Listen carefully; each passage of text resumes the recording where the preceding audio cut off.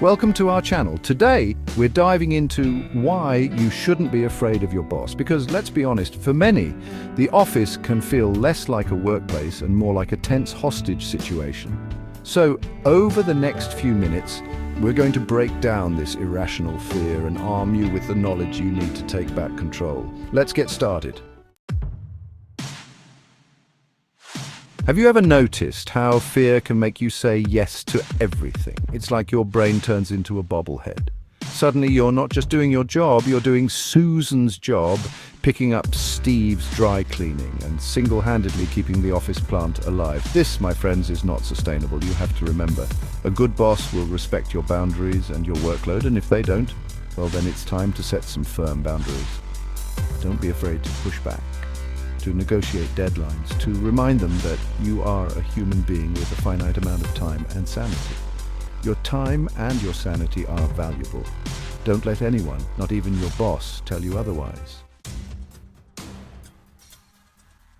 Let's be clear, your boss, regardless of their position, is not above basic human decency. They don't get to treat you like you're something they found stuck to the bottom of their shoe. Mutual respect is the bare minimum you should expect in any relationship, especially a professional one. So, if your boss mistakes you for a verbal punching bag, that's a problem, and you know what? You're allowed to call them out on it, calmly, professionally, but firmly, because here's the thing about bullies. They thrive on fear. Stand your ground. Remind them that you deserve to be treated with respect, and if they can't manage that, well then maybe they're the ones who need a performance review. Let's talk about emotional manipulation. Some bosses, bless their cold, manipulative hearts, are masters at it. They know how to push your buttons, how to exploit your insecurities, how to make you doubt yourself. They'll dangle promotions like carrots on a stick, only to snatch them away at the last minute. They'll shower you with praise one day, then make you feel like you're one bad spreadsheet away from being fired the next. It's a roller coaster of emotions, and the ride is not worth the price of admission. Your emotions are valid, your feelings matter, and you don't deserve to be toyed with like a corporate puppet. So, how do you deal with an emotional manipulator? First, recognize the game. Once you see the strings, it's harder to be controlled. Second, set boundaries. Don't let them get under your skin. And finally, document everything. Keep a record of their behavior, their promises, their threats. This one goes out to all the women in the workforce because, frankly, you deserve better than this. But, sadly, we live in a world where some bosses see their female employees as something to be conquered. They mistake a power dynamic for consent and use fear to coerce women into situations they have every right to refuse. Let me be crystal clear, no job, no promotion, no paycheck is worth sacrificing your dignity or your safety. If your boss pressures you for sexual favors, if they make inappropriate comments about your appearance, if they touch you without your consent, that is sexual harassment, plain and simple, and it is illegal. You have every right to report it, to document it, to hold them accountable for their actions. Don't let fear silence you. Your voice matters. Your experience matters. Fear, my friends, is the ultimate career killer. It keeps you chained to your desk, too terrified to speak up, to take risks, to pursue your passions. It whispers in your ear that you're not good enough, not experienced enough, not worthy of success. And you know what? That's absolute rubbish. You are capable of amazing things. You have talents and skills and ideas that deserve to be shared with the world. But fear will keep you stuck in that cubicle, staring at the same four walls, wondering what could have been. Don't let it win. Advocate for yourself. Ask for that promotion. Take that course, start that side hustle. The only thing you have to fear is a life lived with regret, wondering what might have been if you'd only had the courage to chase your dreams. Chronic fear, the kind that follows you home from the office and keeps you up at night, is terrible for your mental health. It's like carrying around a backpack full of rocks, except the rocks are anxiety, stress, and the crushing weight of self-doubt.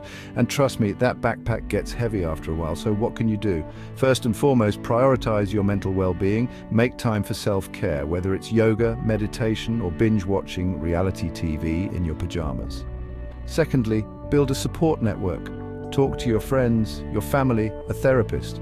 Don't suffer in silence. Remember that you are not alone.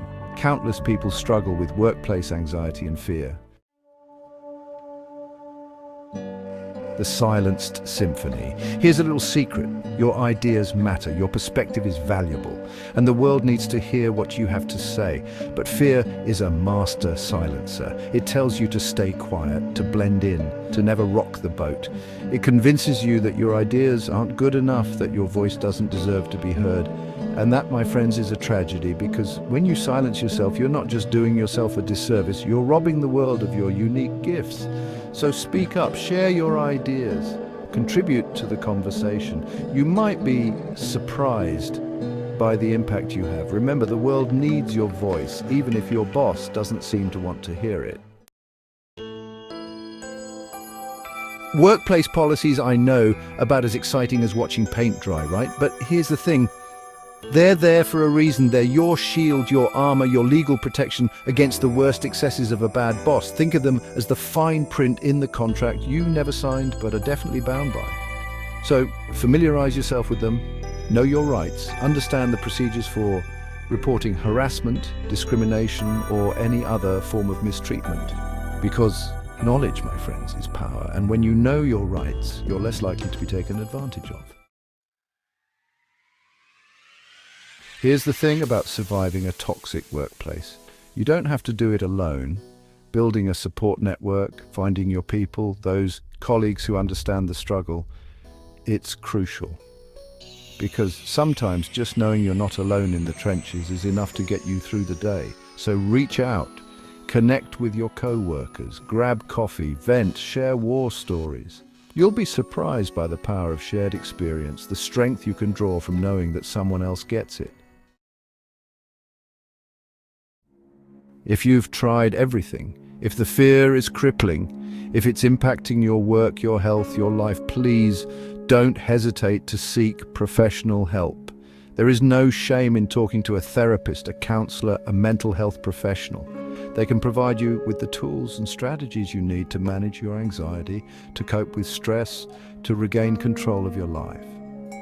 Remember, asking for help is not a sign of weakness, it's a sign of strength.